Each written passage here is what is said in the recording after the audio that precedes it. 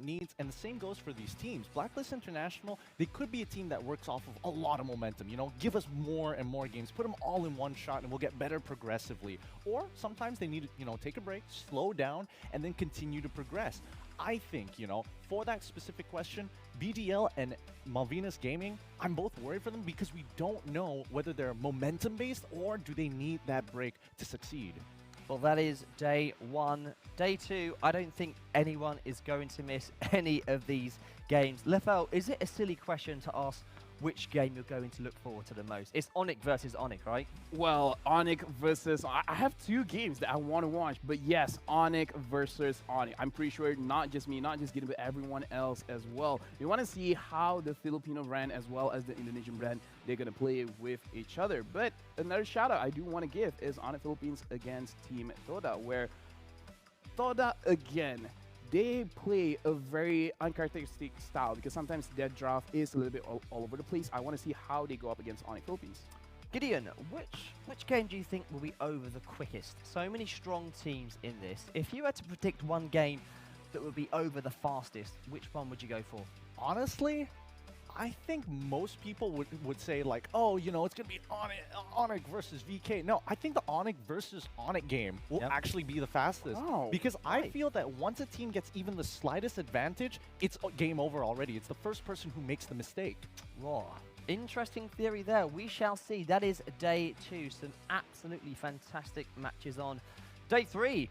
Still got some fantastic ones. Ooh. This is the unpredictable group we mentioned earlier. So many interesting matches. Yeah. Lefel, which one do you think is the highlight for that group? Okay, so a lot of people are interested in EVOS games, but I want to see the very last game over there. See you soon going up against BTK, where both of these teams, they like to play aggressive. Again, BTK looks so strong in NA, and See You Soon has been getting a lot of games from MPL teams. So I think BTK and See You Soon, that's the last match of the day. That is the match that I want to see. So Gideon, a lot of people might say this looks like the easiest group so far. Would you agree or disagree with that statement? Honestly, unless you are an EVOS SG fan, I would totally agree that, you know, EVOS SG has the highest chance of getting into the upper brackets without too much, unless they really drop the ball. I'm so excited because this is one of those situations where it's whether you want Ice versus Fire in the EVOS versus SYS matchup or the Fire versus Fire matchup, which is SYS up against Na'Vi. And very quickly, both of you, which game you're looking forward to the most from this group? See You Soon versus Na'Vi. Again, See You Soon, BTK. Okay, well, some fantastic matches there. Day four, the final one. This is Group D. And to be honest with you, every single day, there's at least one game that's going to be fantastic. SMG versus RRQ right there. Which match do you think has the biggest chance of any team causing an upset? Okay, so personally for me, I do believe that SMG going up against RSG, the third match of the day, there is a possible upset because again, SMG are the champions. RSG, they're not the champions of their own region, but again, I feel like RSG could actually take the game off of SMG because even they said during their interview where they're most afraid of themselves not being able to catch up with the meta, not being able to catch up with Singapore. Gideon, this group here, Group D, GX, right. GX squad, we spoke to them earlier. What do you think their chances are of getting out of this group looking at those matches?